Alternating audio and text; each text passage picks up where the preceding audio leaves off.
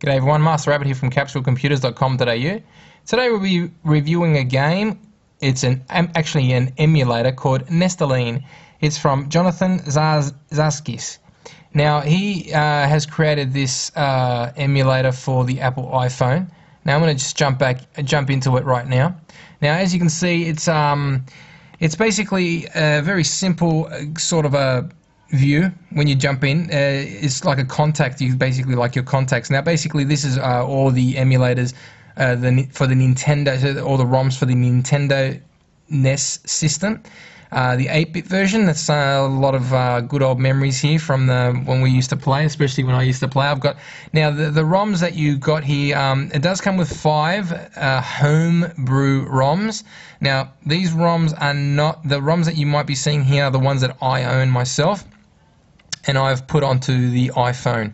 Now to do that, basically what you do is up the top you've got the plus. Now you press on the plus and the URL will appear. Now basically enter URL to load.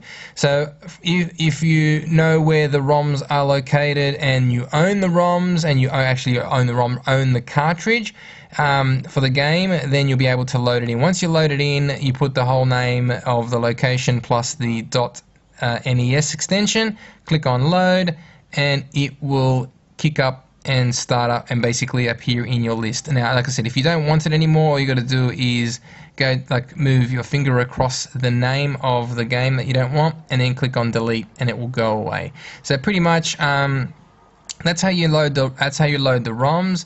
You've got, as I said, and there's not too much to talk about in terms of the actual emulator. It's got its options, which are the most important part of this.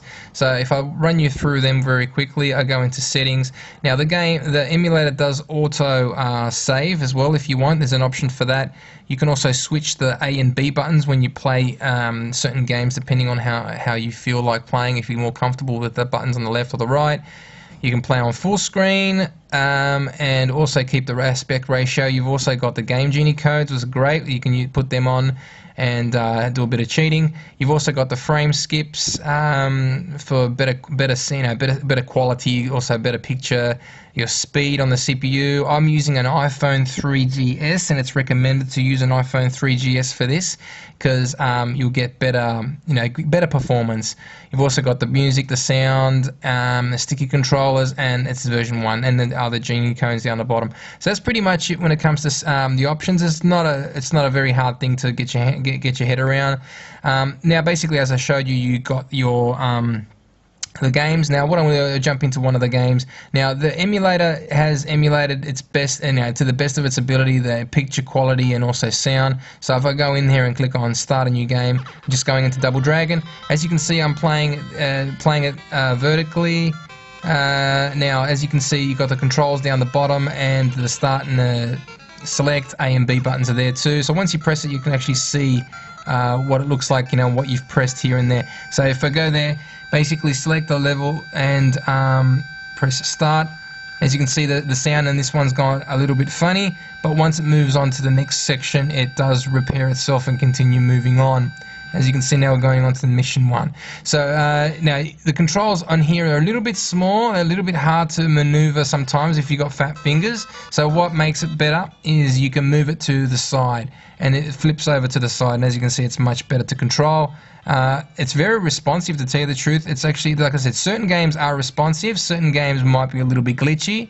So basically, it's basically just, hopefully the emulator will come out, and more versions and upgrades will come out, and will probably be tweaked to a better level. And that's the most important thing. At least we've got it here for now, and it will come in handy when you're on those long trips and you want to play those old Nintendo games and relive your childhood. So as you said, you got the start, pause, select. You've got the double A and B, which in this situation, in this game, it will let you do a jump. You got your punch, and you got your kick and your punch, and that's pretty much it. Sound works real. Like I said, the sound, could be glitchy, but at the moment it's going well. You can hear it it's coming out pretty cool, and that's pretty much it.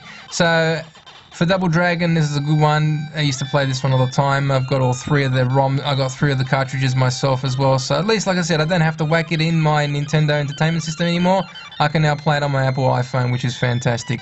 Alright, so jumping out, like for example, if I just go like that right now, and I'm just getting bashed, if I just go and click on the All Games again, it will ask me if I would like to save my game. Because basically if I don't have autosave, it will ask me. So if I go on and click on Save Game, it will save it for me. So for instance now, if I go down to the bottom where it says Save Game, Double Dragon's there. So I was just getting bashed. So if I just go back in there right now and I go select Restore Game, I just got bashed and I'm back to where I was before. So if I go flip it back to there and continue on my merry way. So basically it's pretty cool. So if you know you can get yourself get yourself to a good point in the game and you've done really well, just jump back out, save it, and then jump back in, and at least you'll know that you can continue from there every time, which is good. And if you don't want, you can always jump out and not continue from that spot anyway.